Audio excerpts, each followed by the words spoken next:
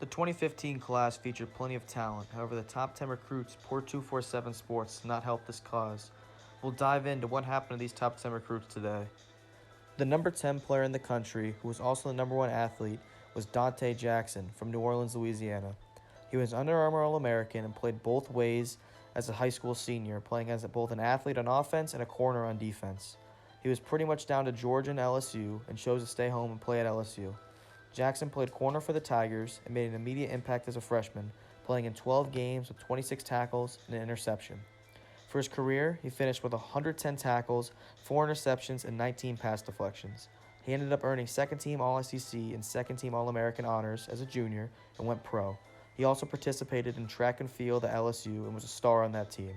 Jackson was taken in the second round by the Panthers and has since solidified himself as a solid starter in the league. The number 9 player in the country was also the number 2 corner, Kevin Tolliver II from Jacksonville. He was an Under Armour All-American, and he chose LSU over leaders UCLA, Virginia Tech, and Ohio State as a sophomore in high school. Tolliver II played corner for the Tigers and made an immediate impact, playing in 12 games with 35 tackles and an interception. He dealt with injuries during his sophomore year, playing in only 7 games. For his career, he finished with 82 tackles, 2 interceptions, and 16 pass deflections. He declared for the NFL draft as a junior, but would end up going undrafted. However, he has carved out a career as mostly a rotational player for the Bears. Number 8 player in the 2015 class was defensive tackle Terry Beckner Jr. Terry was an Under Armour All-American and finished his senior season with 107 tackles and 7 sacks. He would play in 9 games as a true freshman, racking up 27 tackles and 3 sacks, but he tore his ACL and MCL in the same game, but he was still named a freshman All-American. After putting together a decent sophomore season with 24 tackles through 7 games, he was arrested and charged with possession of 35 grams of marijuana, which led to an indefinite suspension from the team. Beckner had his best season as a junior, finishing with 35 tackles and 11 tackles for loss as well as 7 sacks.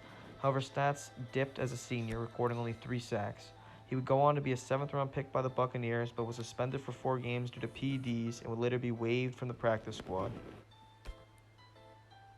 The number 7 overall player in the 2015 class was defensive lineman Brian Cowart from Florida. Cowart decided to go out of state and choose Auburn over crystal ball favorite Florida and Florida State. Cowart ended up playing in only 14 games through his first 3 seasons at Auburn, recording just 1.5 total sacks. He then decided to transfer to Maryland, where he had a much more successful season, racking up 38 tackles, 5 tackles for loss, and 3 sacks. He would be taken in the 5th round by the Patriots in 2019, but has only recorded 2 tackles so far through his career. Cowart ultimately did not live up to the hype and ended up only having 1 semi-productive season in college. Defensive end Josh Sweat from Chesapeake, Virginia. Sweat ended up choosing Florida State over other crystal ball picks Georgia, Virginia Tech, and Tennessee. As a freshman at FSU, he had 41 tackles and 5 sacks. As a sophomore, he racked up 41 tackles once again, but 7 sacks. His final season as a junior, he had 56 tackles and 5.5 sacks. He ultimately left Florida State, producing only 14.5 sacks but 29 tackles for loss. Regarded as many as an underachiever due to his high ranking, Sweat declared for the draft after his junior season, was taken by the Eagles in the 4th round. So far in the NFL, he has only recorded 22 tackles and 4 sacks. The number 5 player in the entire country was Iman Marshall, who was also the number 1 corner. Iman was from Long Beach, California, and chose in-state USC over other major contender Florida State. He would have his best season as a true freshman, recording 67 tackles and 3 interceptions. He would match his interception total as a sophomore, but he wouldn't record another interception for the rest of his collegiate career. Marshall ended up staying all 4 years, playing in 48 games, racking up 218 tackles, 9.5 tackles for loss, and 6 interceptions. He would be named second-team All-Pac-12 as a senior. He carved out a solid career at USC and would be drafted in the 4th round by the Baltimore Ravens. So far in his NFL career, he has only made 1 tackle. The number 4 player in the nation is arguably the most notable player on the list. It was Derwin James from Haines City High School in Florida. James committed to Florida State after his freshman year of high school and definitely lived up to the hype when he stepped on campus. As a true freshman, he recorded 91 total tackles, 9.5 tackles for loss, 4.5 sacks, and 2 forced fumbles. However, his sophomore season was cut short after just 2 games due to meniscus surgery. He wouldn't match his freshman stats when he came back as a junior, but still recorded 84 tackles, 5.5 tackles for loss, 1 sack, and 2 interceptions.